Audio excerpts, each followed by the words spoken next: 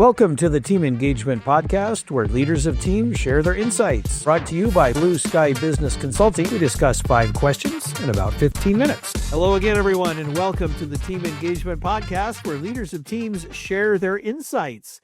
I'm excited to welcome our guest today. This is David Graddy, and he is from Wichita, Kansas. He is a leadership author and coach. And so, David, thank you for taking time out of your very busy day to spend a little bit of time with us to talk about leadership in teams and whatnot. What would you like the audience to know about what you do? And I know you've got a book out that you'd like to kind of talk about a little bit. So, yeah, tell us what you're doing. Well, my life's career has been in the aerospace industry and good old corporate America. And so that's where I have spent 40 plus years of my life. Working in that and learning all the things that I teach and coach on. And that led to the writing of the book, which if I can get it. Yeah, there you go. Yep. Leading in the Trenches. Beautiful. A strategic guide to grow to be the leader you want to be and your team needs. So awesome. You can get it at Amazon.com, BarnesandNoble.com, all those places you get ebooks. So it should be good. And the point of the book, or the drive of the book, is to start teaching leadership skills to individuals or for individuals before they get the position. Very good. And to get them ahead of the game instead of having to learn everything once they get there. Learn it the hard way, right? Let's learn it the easy way before you need it. That's what I always thought. If you can learn ahead, that's the best way to do it. I agree. Well, that's great. Well, congratulations on the publication of your book. And I hope it does continues to do really well for you. So that's fantastic. I like your approach. All right. Well, David, let's go ahead and get started with our questions. Question number 1. Sometimes leaders, and whether they're of a smaller team or of an entire company, they start to detect that their employees are in a little bit of a lull as far as their energy and enthusiasm is concerned. What can leaders do to help infuse a little more energy into their teams? Well, I think the best thing that I've seen leaders do, an executive explained how he did this to me, and that's where I got the idea, is to include the team in how you get out of that lull. Bring them into the question and the answers and give and the information gathering, and then work with them on the solutions. Most people work for a company for a paycheck, yes, but they also, and studies show this, they want to have their opinion known. They want to be asked, what do you think about this? And bringing them in and giving them a seat at the table will bring them up. And if you're working with a group of people that bring the company up, that'll bring them with it. And that will lift the whole lull, everyone out of the lull. That's what I thought was a great example of an executive that I got to be friends with. He did that in a company he was with. They had multiple locations, and they sent him to the worst location. No one could ever figure out how to do it. And that's because the leader walked in and said, we're going to change this and this and this and this and this. And it never seemed to work. And he immediately started talking to the management level, looked at all the metrics and all the stuff. And then he went to the people in the trenches that were doing the job out on the floor and asked them, what do we do good? And what do we not do so well? And once he did that, gathered that information and formulated what his plan was, he gave it back to them and said, how does this sound? Do you think this will work? Do we need to tweak it? He got them involved in the process of doing that. And that brought them on board. And in 18 months, he turned them from dead last to top 5 division. And he was the most soft-spoken man I've ever heard. He was just, you'd never know he was this man, great leader. He was just soft-spoken, and he would talk to you, and he was just great.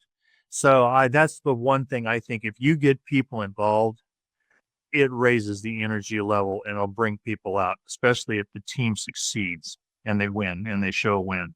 Oh, that's great. Great advice. And I like that a lot, because I completely agree with that approach of allowing the people involved to be involved, to include them, and to make sure that you're hearing and listening to them, because that makes a big difference to them. And it helps them to buy into the idea, even if they don't necessarily agree with it. they still want to be involved, and they because they were listened to at some point, they're more willing to buy into the solution, the new direction, whatever it is, simply because somebody at least asked their opinion. I love that. Great approach. Definitely. Right. Question number 2. How do you promote learning in a team or in a company? For me, learning is twofold. There's the basic learning of the task you have to do. And that's like when you walk in the door, this is what you're going to do. And I call that learning to the job. And that's you do it right, you do it consistently, you do it on time, you deliver it on time, and there's no rework. Pretty simple concept. The promotion where to promote learning is taking it to the next step, giving people opportunities to learn things that are outside of that little job, over and above that. Someone comes to you and wants to be a leader, wants to learn to be a manager. You can start giving them pieces of things to learn, like starting giving presentations to upper management and get that exposure so people can see it, so those people can see them. Or someone wants to, they're a member of the accounting team and the overall finance, but they want to learn the financial planning part. They want to learn the overhead part. They want to learn the estimating part, because at some point they may want to be the manager of the finance team. So they need to learn that lateral growth. So giving opportunities to people who come to you and say, I'm interested in doing this, I would like to learn more. Hmm. That's how you best promote people up. And the really good leaders will look for people who may not even know they're ready to do that, but have the capacity to do that. And they can pick them out and say, hey, I have an opportunity for you. Would you be interested in this? And usually you'll get, man, I don't know if I'm ready for that. And I had another executive that I know, he was doing this with a preferred promotion with a person in his organization. He said, don't worry about what you don't know. I'll help you with that. You just go and do and learn and be the best you can be. And the gal that took that spot not only took that spot, but has moved up from there because of his, hey, you want to do this? I see some good stuff in you. Yeah. So there's multiple things about that. And most people will just work. They go do a job. And if a leader goes, you're really doing good, would you do something for me? Even if it's just go over here and lead this team for a few months. Give them something that stretches them. Because as a leader, you're trying to figure out, can they do that or not? If they can, great. Here's another thing to do. And leaders are always looking for new leaders. That's one of the most important things they can do. And so you're always looking for those people. Not everybody's going to walk in the door and come to you and say, hey, I want to do that. So giving opportunities to grow outside your task that you do is the best way, I think, to promote learning in your company or in your organization. Oh, I like those approaches a lot, and I like that you differentiated between kind of the skills of your job and what it takes for you to do what you need to do, but also coupling that with learn laterally, learn around you, learn about people. And I really like what you said there towards the end about part of what leaders need to do is look for the next leader. And for some, they feel threatened with that idea, but really it's not. It's look for those people that you can invest in and help them with their path and really mentor them and help them. There's so much power in that. I love that. Great comments. All right. Question number 3. David, what is one tip that you have for effective delegation? Number one thing that is important to me with delegation is you do it with the intent to grow someone. Yeah. Leaders that need to delegate, if you're a leader that has 20 things on their task list to do, well, 10 of them are within your skill set and your job position. Only you can do it. So there's the rest of them, they can be delegated. So what's the most effective thing to do to grow your team? I think growth is one of the most important things. Growing your people is one of the 3 most important things a leader does. So that's why this is important to me. You want to match those tasks up with who you're delegating it to, and who will use that growth to move themselves up. And I think that is the key thing is to match those tasks and those jobs and the delegation with the person that can grow, and use that as a step up. And then behind that, make sure that the team, when you hand Bob that new task and he's doing it, you make sure everyone knows he's got that task. He's responsible. That makes him accountable. And it will make sure the team knows, got a problem, got a question, go talk to him.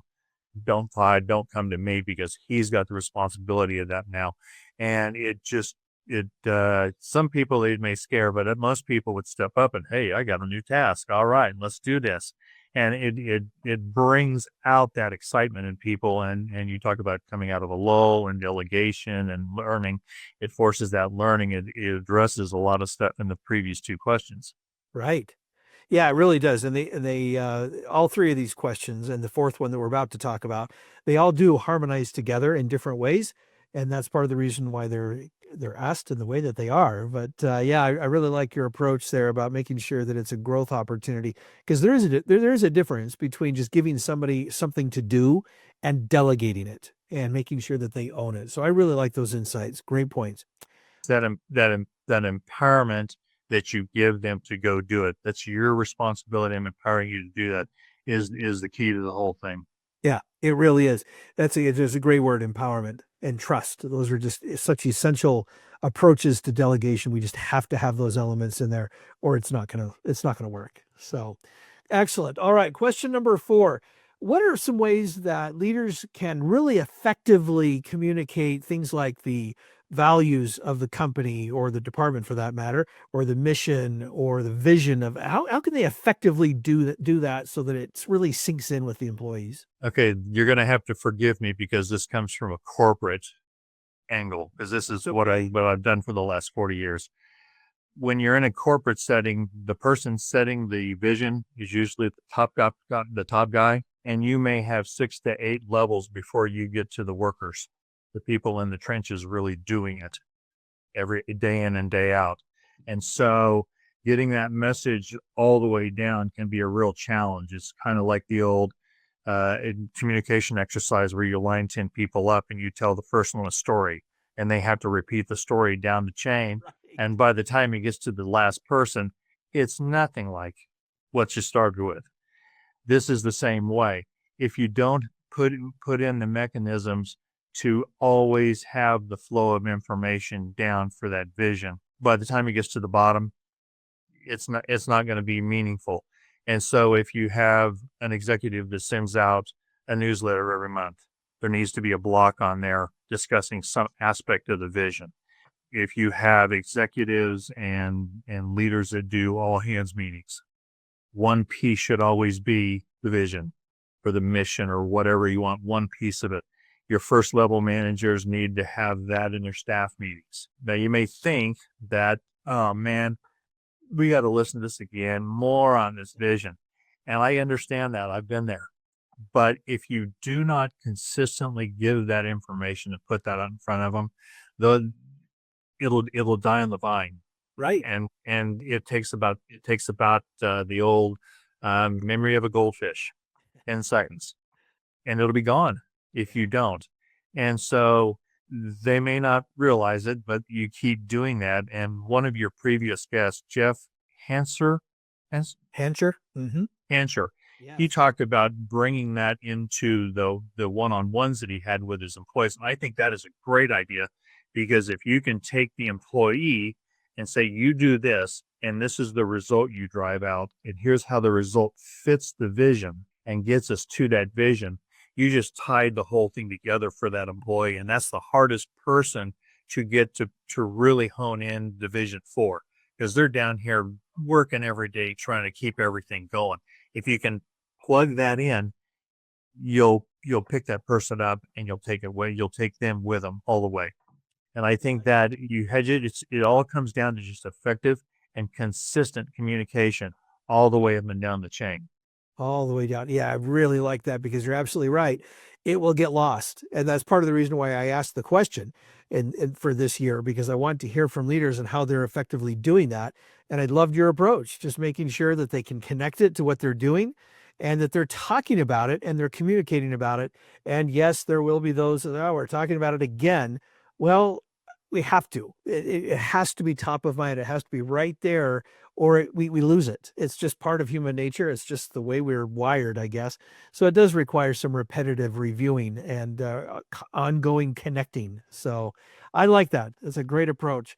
All right, our last question, David, I'm excited to hear. I understand you have a baseball story you're going to share with us. I do. When I heard your previous podcast and I heard this story, the one that came to mind just like that was back in the day it's the summer when McGuire and Sosa were chasing the home run record. Yes. My wife and I were trying to figure out what to do with the kids for a summer vacation, and so we got tickets to a Cardinals game in St. Louis at Old Busch Stadium. And we took my parents. And the thing about that is my mom and dad were sports nuts. They watched every sport, basketball, football, baseball. But my dad grew up in Arkansas. Mom and dad grew up in Arkansas.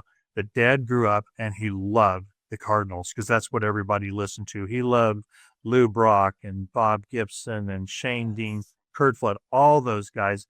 Were when he was listening to it, and Harry Carey was doing the play-by-play before he got fired, and he but he had never been to a game, so we took him to St. Louis for 4 or 5 days, and we caught a game.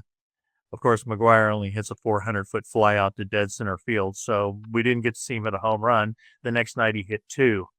But my dad sat there. Here's a 70-year-old man watching everything that's going on the field and pointing things out to my kids. Look, did you see him do that? They do that because of this, because my kids played baseball and softball. It was just, for me, it was just magical. Oh, that's great. That's a great story. My favorite baseball stories involve families, whether it's the parents taking their kids, whether it's the kids, and like in your case, taking the parents. And I love that. Thank you so much for sharing that, because I remember, I'm old enough to remember when they were battling it out that summer. I think it was that 96, 97, somewhere in there, 95. I'm there, 98, 99. It was in there. I don't remember. It was, but man, I followed that like it was going to. I'm a Cardinal fan too. I love the Cardinals.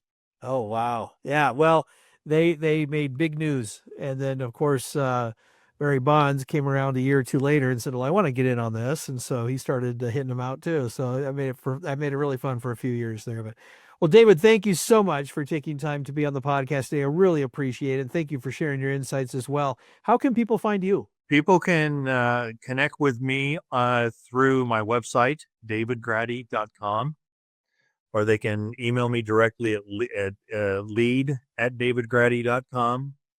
Or I'm also, they can connect with me on LinkedIn. All right. Fantastic. If they have a question, a comment, or interested in some piece of leadership information, I'd love to hear from them. And I'm hoping that they can take some of the tips and use them. Well, I hope so too. That's the way we do the podcast, so that people can implement what we're talking about. So that's great. Thank you. And thanks again to all of you who are joining us every week for the Team Engagement Podcast. We appreciate your support. Don't forget to subscribe or follow the podcast, whether it's on the YouTube version or whether you're listening to it. And don't forget, you can buy Rapid Fire Leadership at Amazon.com and pick up more leadership tips that David and I have been talking about today, as well as his book, The Leadership in the Trenches, also found on Amazon.com. So thanks so much for joining us, everybody. Have a great day.